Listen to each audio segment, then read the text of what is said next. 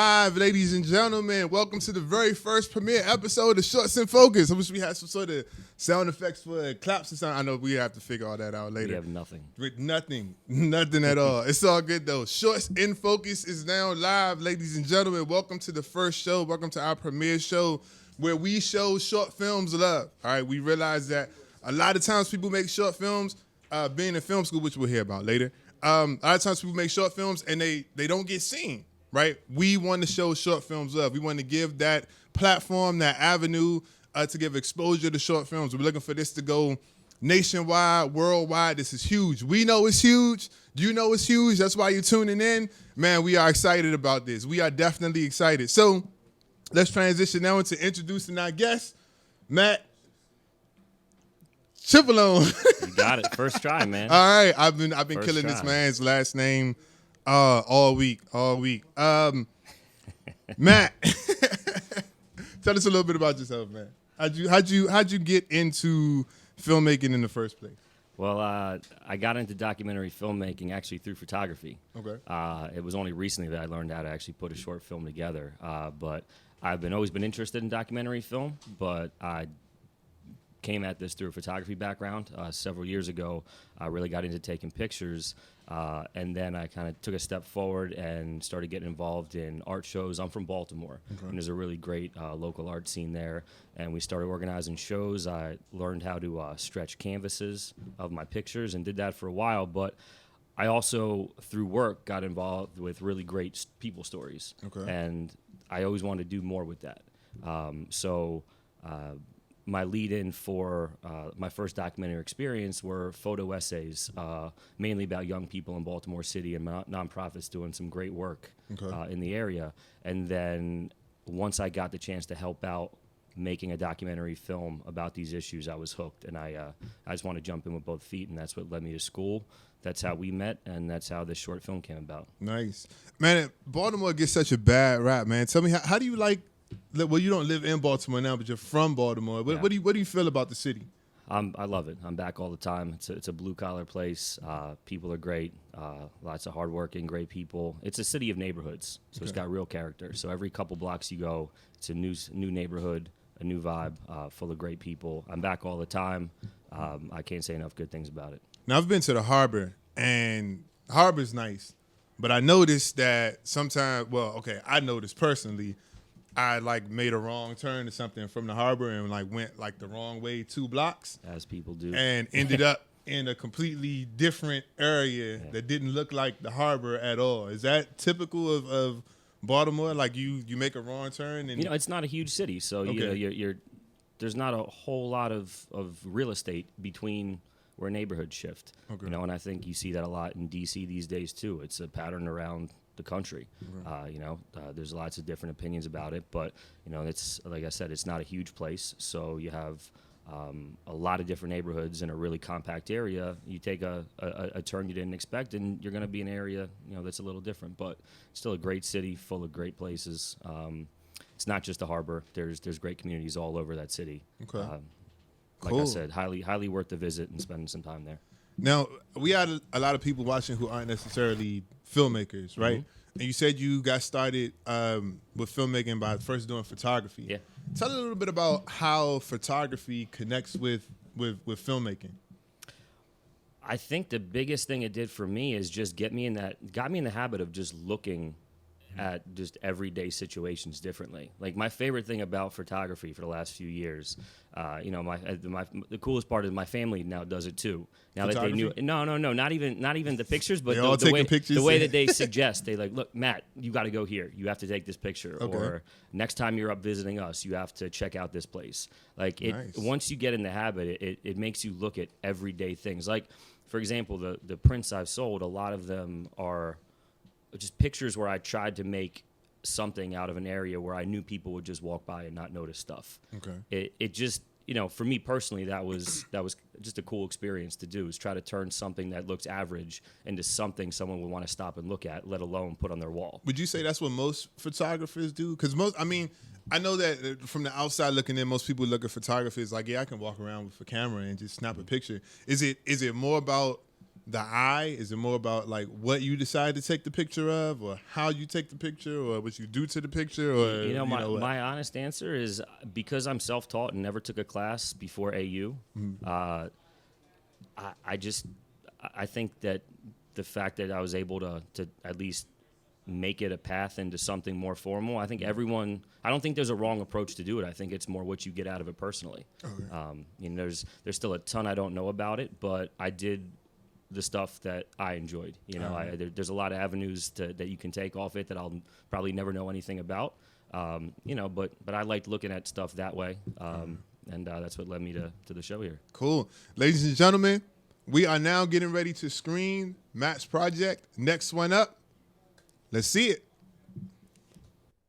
A, D, B, B, C, A, D. Okay?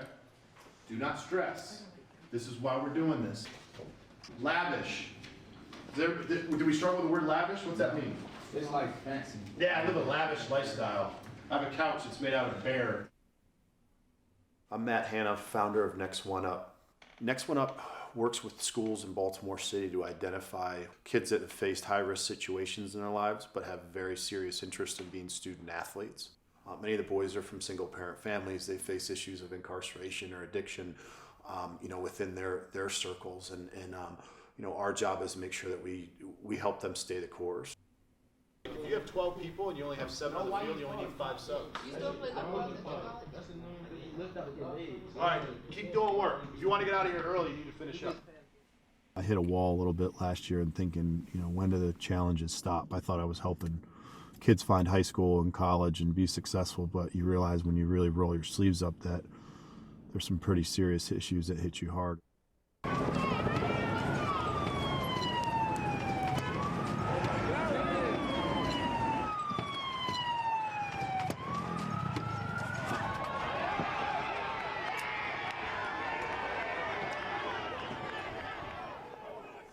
The riots it took a long time for us for anyone to process it. It was a time bomb and it was ready to go off, and it did. It's the depth of this systematic poverty that we have in the city. In the past week of a family that didn't have power for 3 weeks. The kid is a high-performing student athlete, but he goes home to a house that's dark and has no heat. How can we help them fix that problem? One of our young men was shot this summer, and it was never protocol for us, but we were the first phone call that family made. And could your mentors and could you, Coach Hanna, come to the house and speak with him? And he's very obviously, clearly, upset beyond belief. And for us to be the lifeline for a lot of kids makes you really be aware of what's needed, and that's mentors. Hey, Q. Hey, Coach Hanna. How you doing, buddy? We have study session on Saturday. Yeah, what we're going to do is we're not going to do test prep Saturday. What we're going to work on is your high school application. My name is Quante Red. I'm 13. I go to St. Ignatius Loyola Academy. I have been in Next One Up for about 3 to 4 months. Coach Hanna is a very good guy. You have your family, you have brothers at the school, but at Next One Up, you have a bond with almost everyone. Even if it's someone all the way in college and I'm in middle school, I still get a bond with the college guys.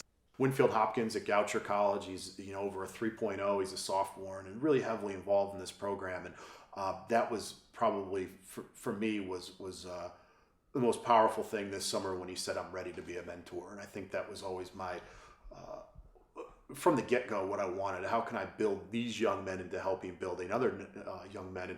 And it goes back to what Next One Up is and what I wanted to provide. It's that these guys literally become the next person that's going to take care of this next population of young kids in Baltimore City. This is a long haul for me. I enjoy what I do. Most importantly, because I enjoy these guys. The day that I'm done doing this is the day that one of these guys takes over, and I'll still be around. What we want to do is be there when you slip, when you fall, and pick you back up. It's to celebrate your successes is fine by me, but I far more am focused on the tough times that hit kids, because that's where you can lose them and that's where they fall off path. People have gave things to you to put you where you are. When I'm an adult and I make it somewhere, I will want to give back to the kids around my old communities to tell them that they can do something and they can be successful in life.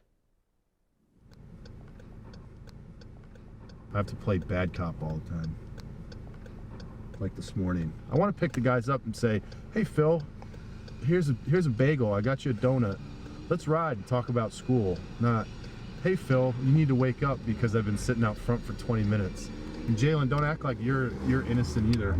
You were just as late as he was. God, I have Jaheim locked himself out. This is my life. The other kids in 8th grade are not doing this right now. Are they smarter than you? No. You put in some time, so this test is not easy.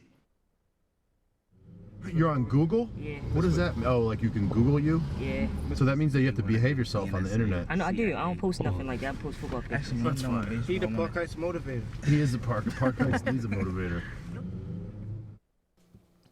Matt, that was not a picture, Matt. That was like an experience. How do you go from taking photographs to making something like that?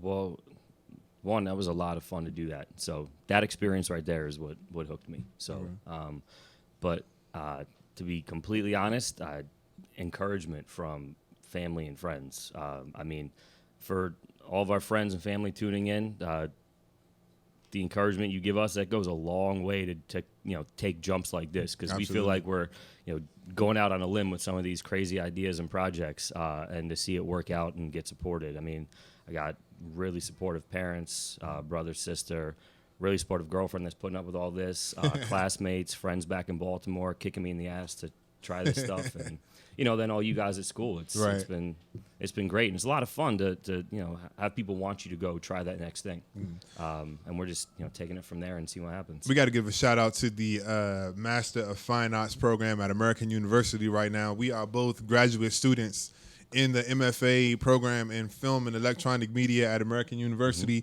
And that's how we met, and that's really how this show came about. So we got to give a shout out to the MFA program at American University.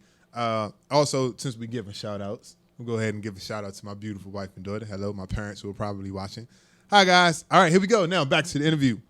How did you get connected with Next One Up? Because despite how energetic and sort of playful I'm being, that was actually a really powerful documentary. How did you get connected with them?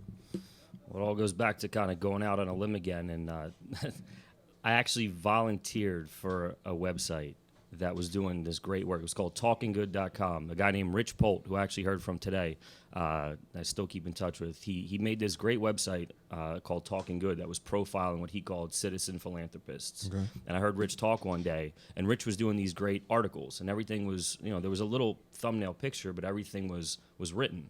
And I was looking to really make that next jump from just, artwork and hobby into some sort of documentary context, and I approached Rich and asked, "Can I do a photo essay for you? Do you want to give this a shot on me?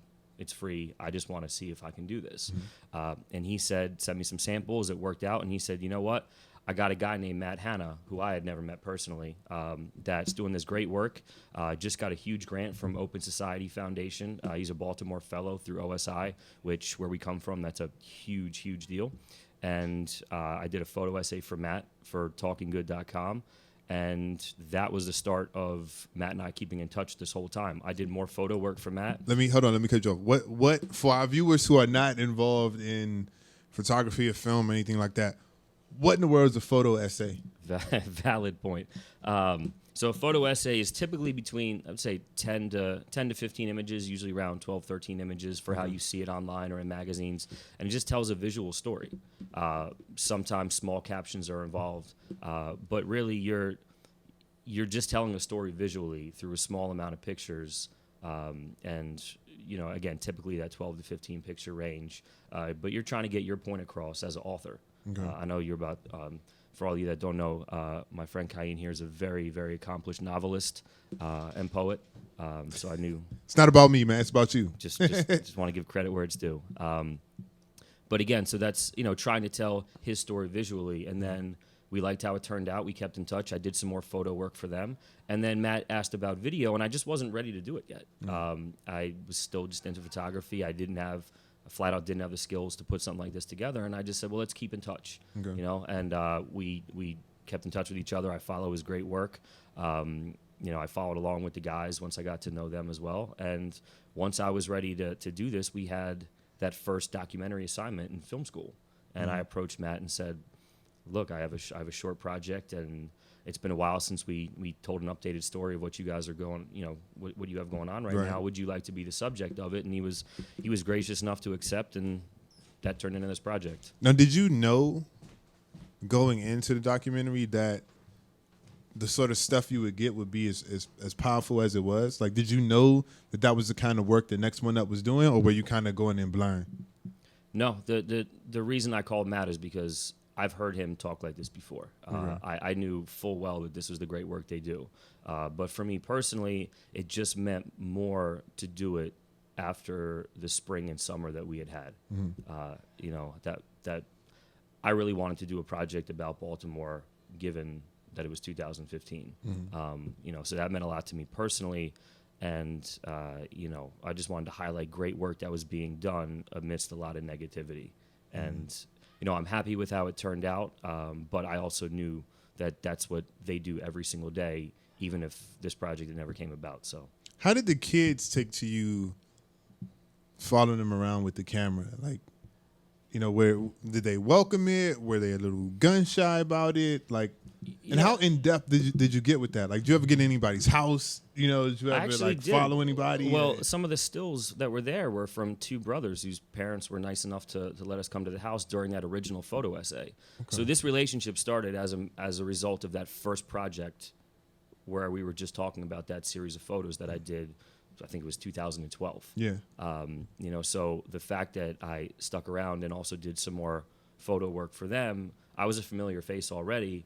And then on top of that, for anyone that's new, Matt does a great job of introducing me and the purpose of the project. So we're never going in making anyone uncomfortable. Everyone already knows what we're trying to accomplish, and they've just been really good hosts about the whole thing. Okay.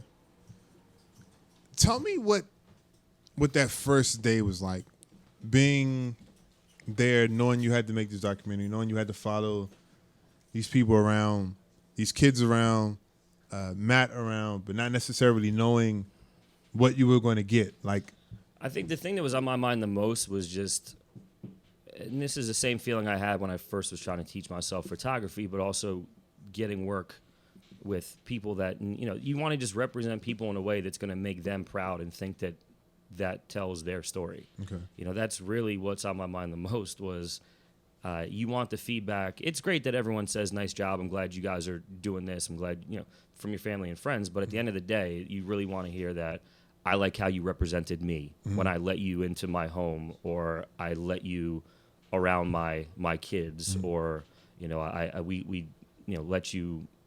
we gave our time to you. Right. You just want to hear that you did it justice. Have you heard that? Have you gotten any feedback about the piece? It's been the best part about all of it. Okay. It was positive. Next One Up was really receptive to it. And, the thing that meant the most to me is I heard from some parents too. Okay. And they said thank you. And for me, that was all I needed. That was a really nice kind of end to all of this, was that, some parents were happy with how it turned out for their young men that were featured. So. Now, I know that in the editing process, sometimes you have to cut things out. Can you think of maybe like one thing that you had to cut out that was maybe a little painful for you to have to get rid of, but you had to for time's sake or for content's sake or whatever? Yeah. Yes, I actually, I also wanted to get to know the parents, and I spent a really great day with Miss Giselle Jones, who was a parent in the program. And I just talked with her the other day. We're starting a new project, and I got to catch up with Giselle, great woman, mother of one of the young men in the project, and it just didn't fit because we had such a strict timeline for our homework. At the end of the day, this was a class assignment, right? And I felt terrible about that, but she knows it was It was a great interview. I can't say enough nice things about her. But for me, that was that first time where I had to cut something out that just killed me. Especially because she had given me her time, too. And I always felt bad about that. Shout out to Miss Giselle Jones. If you are watching, it hurt Matt to have to cut, but I'm sure we will see you. Maybe. But it was nice to see you on Saturday. Right, maybe Always. it's something in the future. I wasn't there on Saturday, but I feel like it was nice for me to be able to see you too. All right, guys, we have a quick commercial break coming up, and then we've got a little surprise for our viewers. So we will cut to commercial, and we'll be back in a minute. My name is R.K.T. Thomas. I am an author, poet, filmmaker, currently in film school at American University. Shorts in Focus is an opportunity, or it's me trying to provide an opportunity for filmmakers, independent filmmakers, non-established filmmakers, student filmmakers to get some exposure for their work. In film school, I met a lot of really, really good people, a lot of really talented people who were doing really great projects, but nobody was seeing them because outside of them being screened in class, they weren't going to film festivals. They weren't, they weren't like being put out on social media. They may have been put on Vimeo, on YouTube, but that was it, right? So I found that this is a market, right? Short films don't get any love. So if we can provide a market for you to be able to take your short film project and air it, and get some exposure for it, then everybody wins.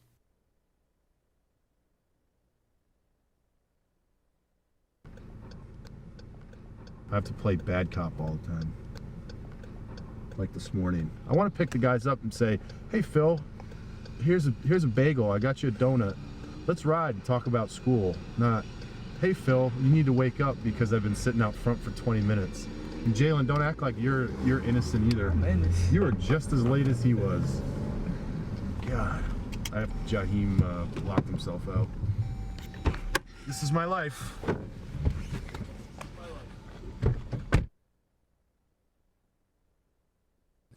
All right, ladies and gentlemen, the man you just saw on the screen, his name is Matt Hanna. He is the founder of Next One Up, and we have him on the phone right now. Welcome, Matt.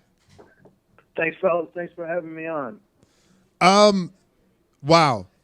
That's the first word that comes to mind. Wow. I mean, this short documentary sums up a lot, but I'm sure that the day-to-day experience of dealing with these youths and really affecting change in their lives. I mean, I'm sure that 5 minutes doesn't even do that justice. Can you just tell us a little bit about how Next One Up even came to be?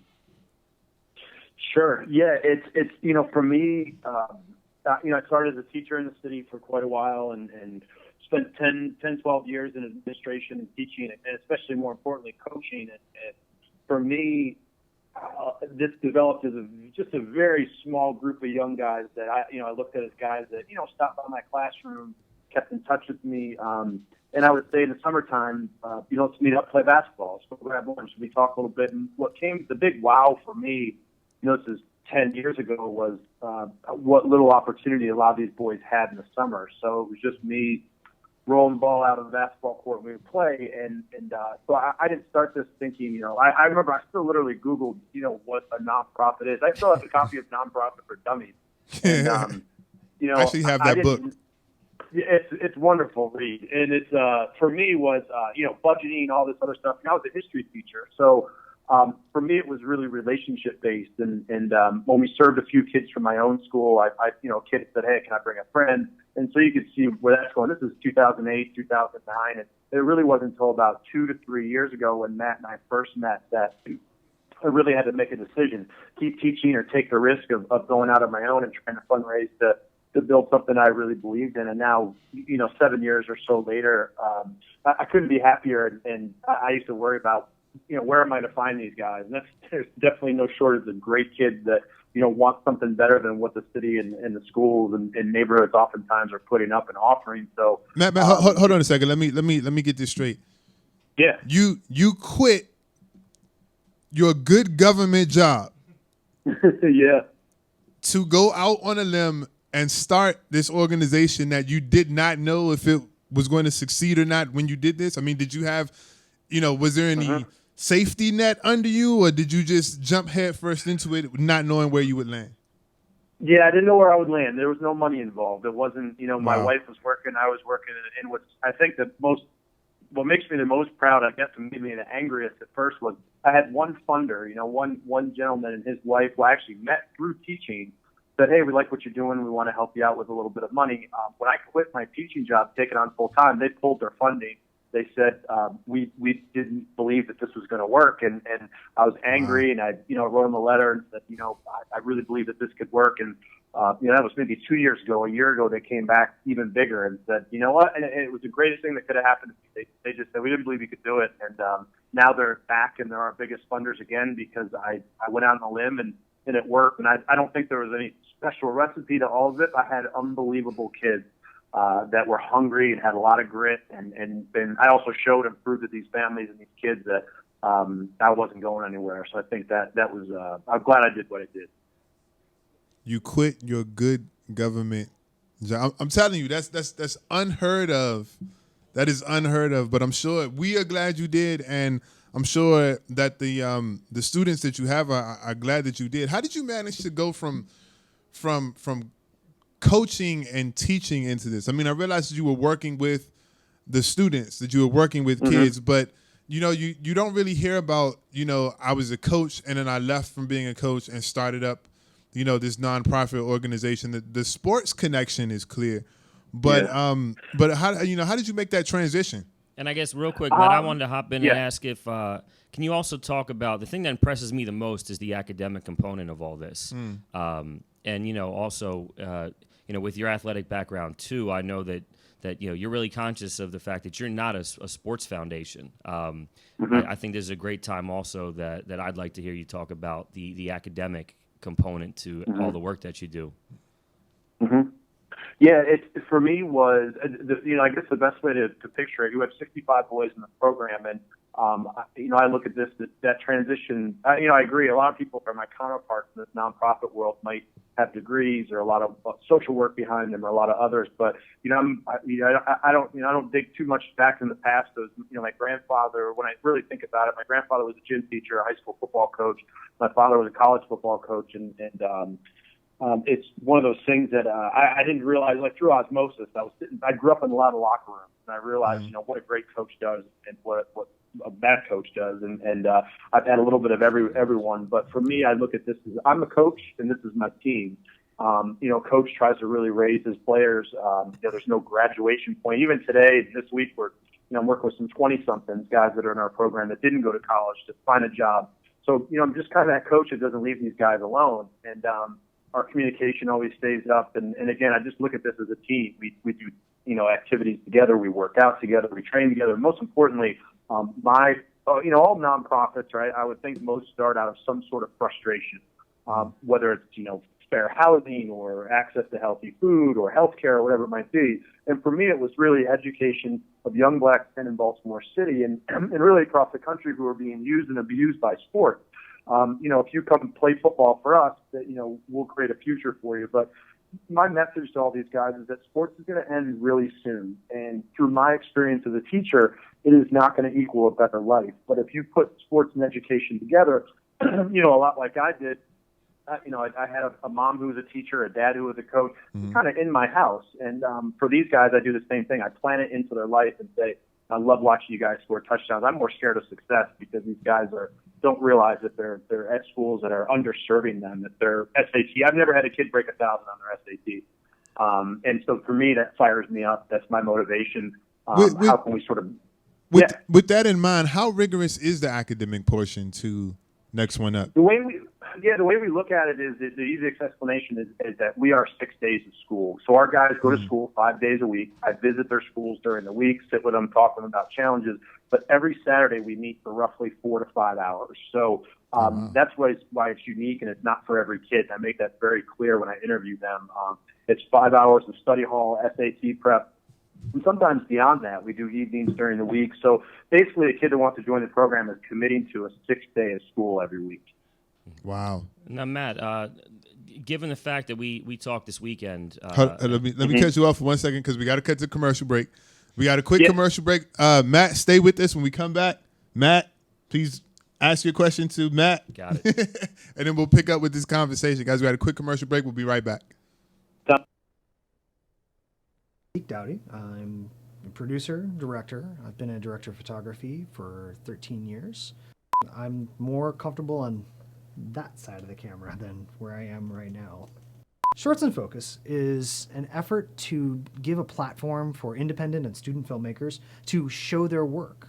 A lot of students and independent filmmakers have just so much raw talent and great ideas that never make it into the festival circuit or beyond the festival circuit.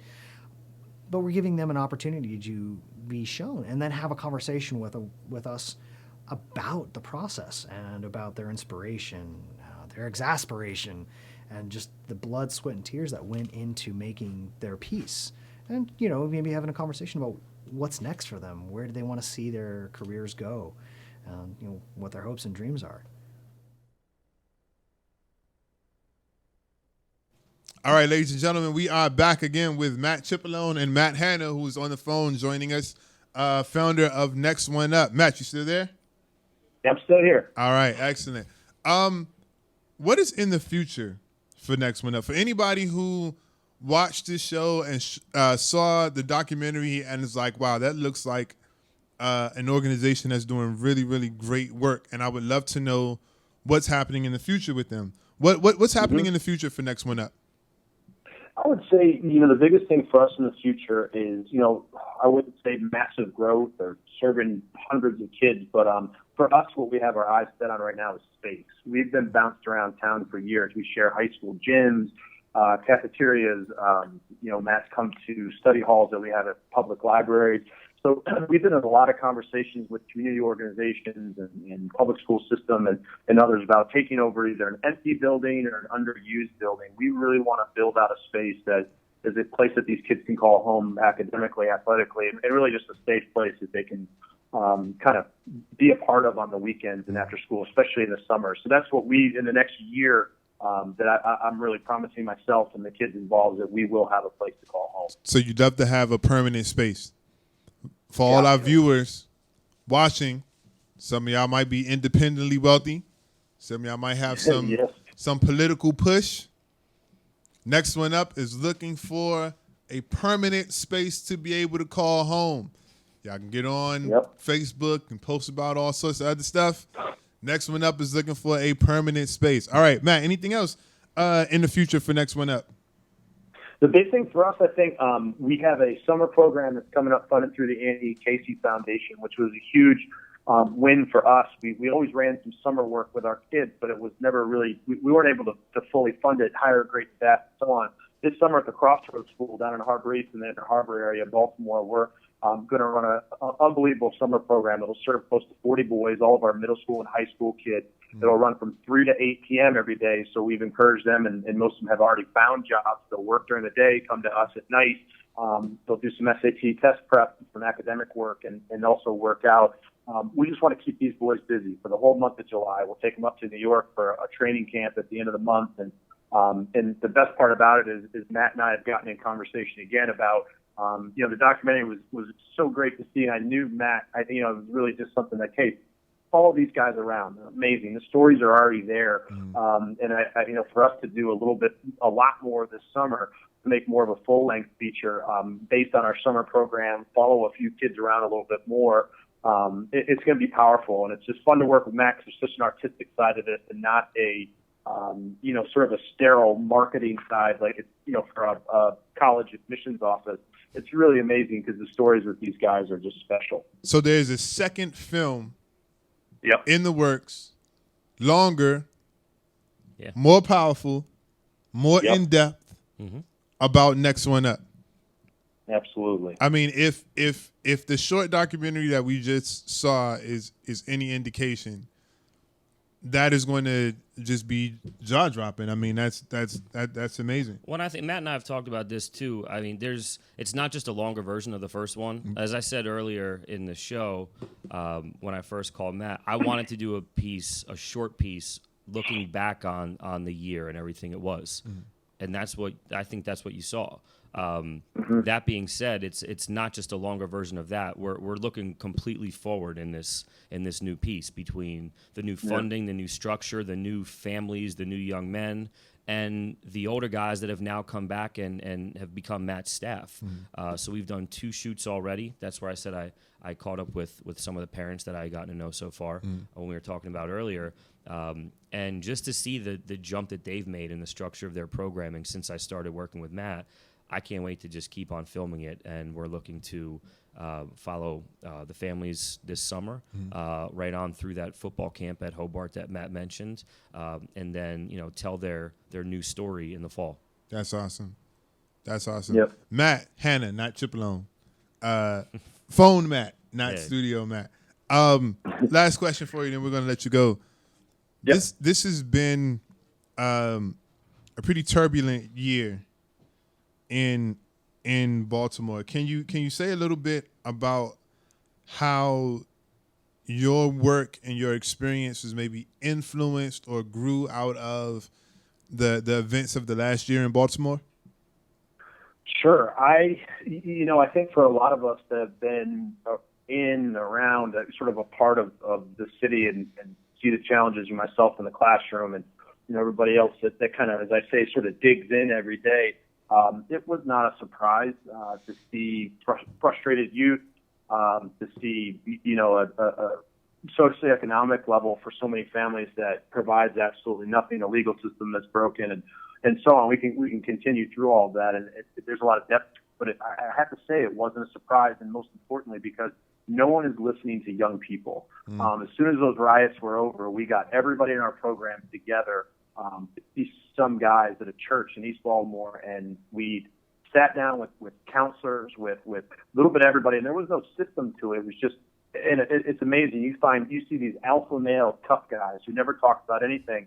And there's times where I had to step out of the classroom or step out of the church because they just said, I want to let loose, and I didn't want them to think that I was sort of regulating the conversation. I was really wanted to empower them to talk. No one is listening to these young kids, and the way the media portrays these young guys as well is troublesome and stereotyped as sort of part of this greater problem. But I have yet, especially guys in our program schools I go to, there's great kids that are trying to learn in tough neighborhoods in the city that really does not believe that the young people have any sort of voice. So it was not a surprise to me, that uprising last year, but the saddest part for me is that not a whole lot has come from it, from the adults. And I hope that the youth still consider themselves as a part of the conversation, although there's not much of a platform for it in the city. Yeah, you would think that with the events that happen getting national attention, that there would be a national outcry, that there would be,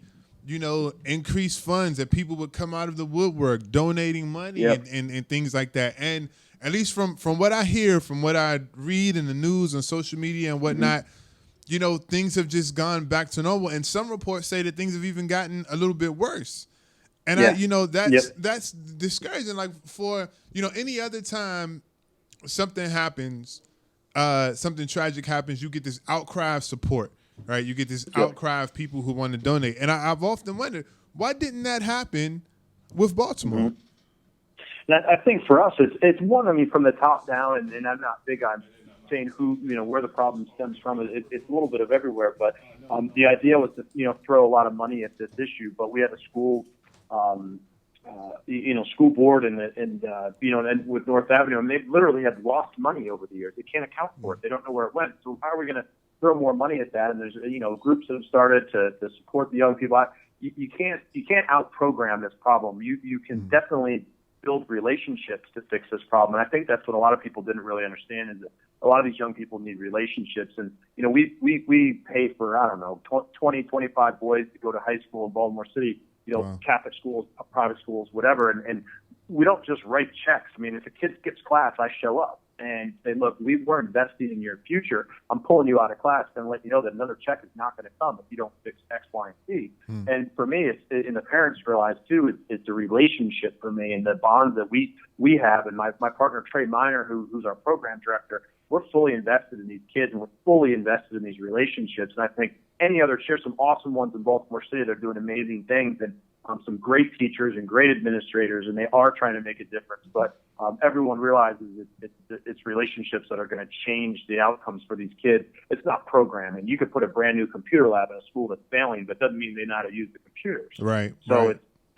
That's the challenge that I think we're running into is people are doing it more for flash and not for substance. It's not programming, it's relationships. It's not.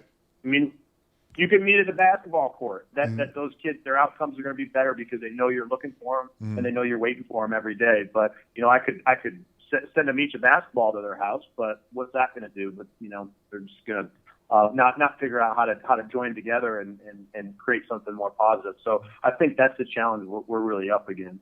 And to all the viewers, what's important about this message is that it's coming from the trenches. All right, it's not coming from, some journalists who sat down for 2 hours and took notes. It's not coming from policymakers who think they know what's going on. This is coming from the trenches. Matt Hanna is here every day working with Baltimore youth. So as far as I'm concerned, this word is golden. All right. And the relationships, take that to the bank. If you really want to affect change in these types of situations, build the relationships. Matt Hanna, not Cipollone. Thank you so much for your time today. The work that you're doing is amazing. We've already talked about dedicating future episodes when the new film project is done and coming back on and airing the new episodes. This is our very first, premiere episode. So hopefully at that point we have even more of a viewership. To give even more exposure to what you're doing, but I'm honored to be able to dedicate the premiere episode as the executive producer, to be able to dedicate the first episode of Shorts in Focus to a project that has this much power and potential to it. So thank you so much for your time. Thanks. I appreciate you guys too, and thanks for having me on. All right, Matt. Looking forward to this summer, and I'll catch up with you soon. All right, guys. Take care. Bye. So I have to figure out edits. Matt Cipollone, because Hannah's gone now. What does it mean for you to be working with the organization that is changing lives like this? For you to be able to document that, catch it on film, so that somebody 200 years from now, I'm sure they'll be looking at stuff and holographs and whatnot. I look at it a couple ways. One, you just heard Matt talk. He's getting so much access to a program like that is great. But that's not my first exposure to nonprofit work. It just makes. I've also had the exposure to know that so many other people are doing great work. That doesn't take anything away from what Matt does. I don't mean that in any way at all, but there's so many other programs coming at this from a lot of different angles, from a lot of different issues, with people just like Matt that also need their stories told. So, for me, and I've gotten to work with a lot of these amazing professionals personally in the last few years, especially. So two things. One, it drives me to figure out ways of using media to help groups tell their own important story for a lot of people that just wake up and they want to get involved, then their day gets busy. And it kind of becomes an afterthought, or they just don't know how to really make that first connection to then start getting more regularly involved in issues that they care about. So that's one. And two, I'd already known how important it is, for young people to have positive relationships and also be listened to. Another big thing that I didn't mention before, and another, great organization. My first exposure to documentary film, the technical side of it, was through an organization called, first through the Annie Case Foundation, but also a grant that came out of that. This amazing group called Kids Insight, and we were documenting. We were helping teenagers in foster care tell their stories themselves to help them better influence decisions that were made for them. And just seeing how much young people are empowered and how much better they can say what's going on than people can speak for them it was a really powerful effect on me. And that was before I learned how to do any of this, but that just stuck with me. So working with young people, whether it's through photography or formally through, a nonprofit and foster care networks, all of those things, young people just do so many great positive things when you give them a voice and an avenue to express themselves. So now it's just formalizing it and learning to help them do that in new ways, and that's why film's so much fun. Would you say that it's your calling as a filmmaker to help bring attention to groups like Next One Up? I never thought about it like that, but it's at this point in my career, that's where my head is. That's what motivates me, is to help those kinds of amazing groups tell their stories, especially when it comes to young people that are historically not listened to. To be able to already have the access to go back to these groups and say, I have new tools to help you tell your story, that's really where my thoughts have been as far as how to approach the next couple of years when it comes to filmmaking. That's the best way I can answer that. But it's a real privilege to be able to do this, and then to hear that they thought it was the way that they wanted their that it worked out well for them. So it's a win-win for everybody, and it's very rewarding for me.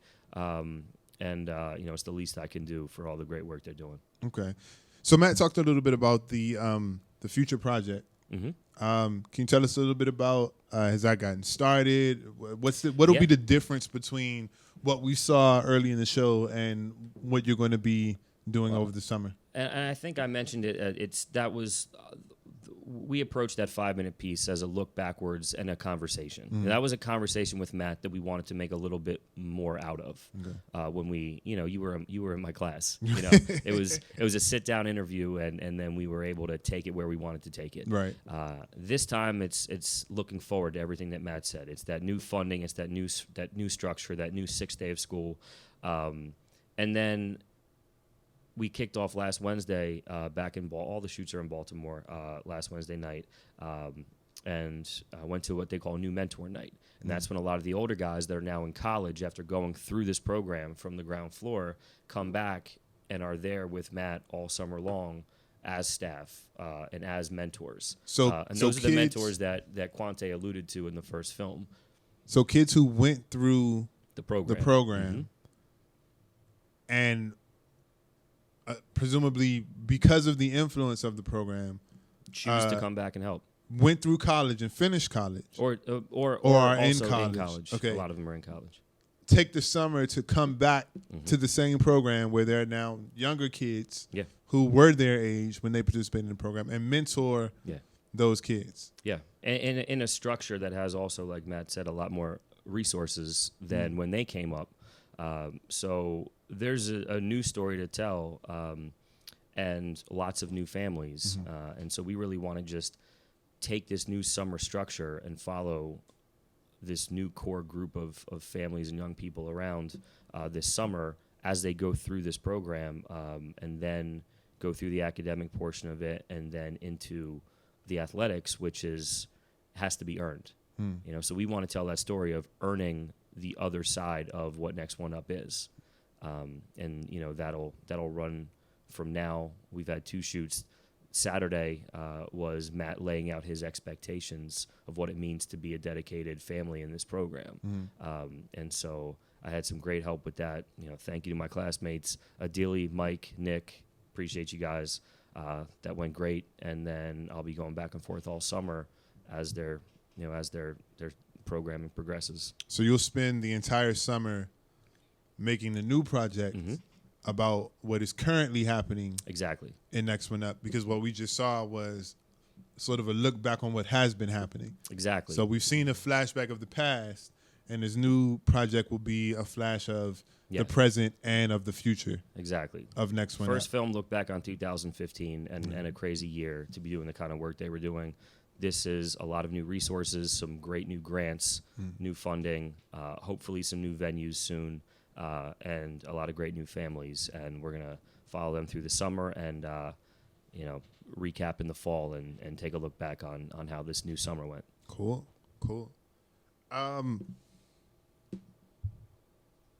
So let's branch out a little bit and talk a little bit about you as a filmmaker. We've seen your work. It's great work. Thank you. All right. We there's no doubt. I mean, we know that Next One Up is doing great work, but when you can put it in a package like that and put it out to the public, that then lets the public know that Next One Up is doing great work. I mean, in the type of society we live in, you know, you can be changing the world. If you can't find a way to translate that into media, not a lot of people are going to know that you're changing the world. So what are your future plans as a filmmaker? You want to stick to documentary? Do you want to branch out? Do you want to do narrative? Do you want to what are your plans? Where do you see yourself as a filmmaker in 5 years? You asked that 5 years question. I think I've only got about 2 years out. Well, I haven't really thought anything about narrative. It's just been fun helping you guys on projects when you need it.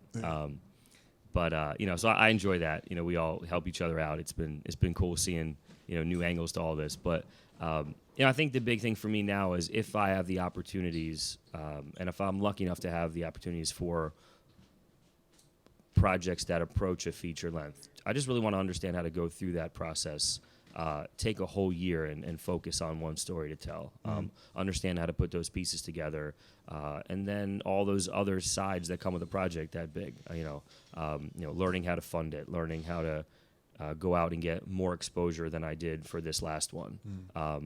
You know, I think those are the things I want to do over the next couple years, and then also just learning how to, you know, make a model where I can continually help good groups tell these stories in whatever format it works best for them. I would love to do a feature film. We're all here because our shorts. We want to make movies. We also would love to do a feature, you know, Right. because we like doing it. But that doesn't work best for everybody. Right. It's hard to put a 50-minute film on a website if, you know, for funders. It doesn't always fit. So over the next couple of years, I just want to be able to learn the different lengths and formats and mixed media for how to present good documentary work. I'll let you guys worry about the narrative. That's not my my forte. That's what you guys do best. But you know, just learning how to apply it to any situation that comes up over the next few years is really where my head is with things. For those who don't know, narrative filmmaking is fiction filmmaking. So when you're telling a story, that's narrative filmmaking. When you're recounting nonfiction, like Next One Up was, that's your documentary filmmaking. Look, man, we got all sorts of people tuning in. I'm seeing a pattern. I say something and you clarify with details. Hey, man, look, I want to make sure that everybody can access that's why I'm the guest your information host. that we're putting out there. For those who do not know, Matt Cipollone, this guy right here, has signed on to be co-host for the summer. We also classmates again at AU. I think we said that earlier. So you're going to be seeing his face along with my face for at least the next couple episodes up until August. I think when up until school starts. Right, up until his Monday class starts. School messes up everything. I will be here no matter what. Right. I mean, hey, look, it just is what it is. But yeah, so you're going to be seeing Matt a lot. And we've got a bunch of different shows lined up. We've got June booked up in terms of content, in terms of people who are coming on the show. We're working on booking up July and August. People are coming out of the woodwork. Yeah, we have some really talented friends doing some really cool work. We really too, do. So, we really do. It'll be really, really varied in terms of content and who comes on to talk. So great stuff we have coming up.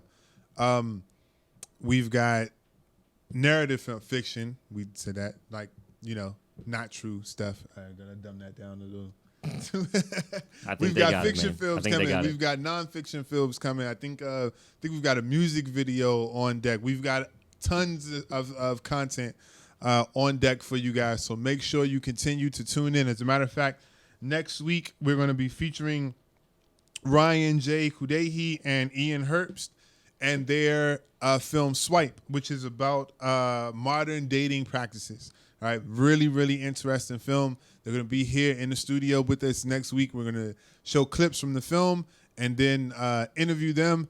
Matt will be here along with Ryan J. Kudehi and Ian Herbst, and it'll be a really great time. Guys, for our very first episode. Very first attempt. Was awesome. Yeah. This was awesome. We want to thank you guys for tuning in. Thank you. Appreciate it. Oh, man, look, this is my pleasure. Thank you guys for tuning in. Signing out, Shorts in Focus. Make sure you tune in next week, Monday, 8 o'clock p.m. See you guys next I'm week. Zeke Dowty. Thank you, guys. I'm Kayeen Thomas. And so we're the producers of Shorts in Focus. He's also the host. I am the host, so you're going to see my face a lot.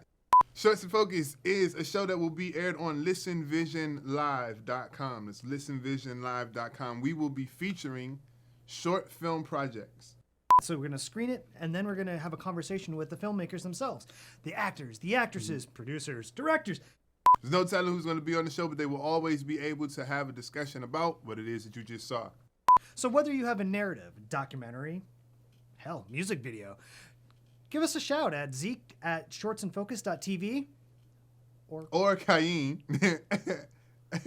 at shortsandfocus.tv. And remember, your project has to be short.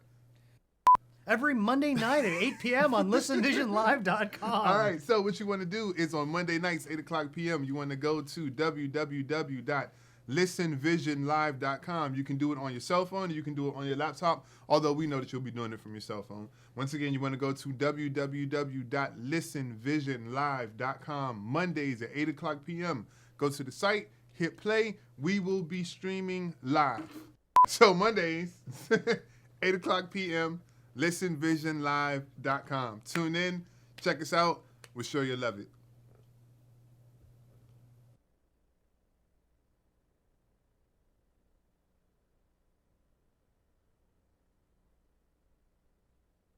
Hey guys, I'm Kayeen Thomas. I'm Zeke Dowty. So tune in to our next episode of Shorts in Focus. It's coming Monday at 8 o'clock p.m. to see Swipe. It's a film by Ryan J. Cudahy and Ian Herbst about modern dating culture. Check it out. You don't want to miss it. Monday, 8 p.m. I said that already. But you've not told them it's listenvisionlive.com. At listenvisionlive.com. You could have just said that. I could have said that. Right. You need to tell me I didn't say it. You could have just said it. Fine. Listenvisionlive.com. Be there. Monday, 8 o'clock p.m.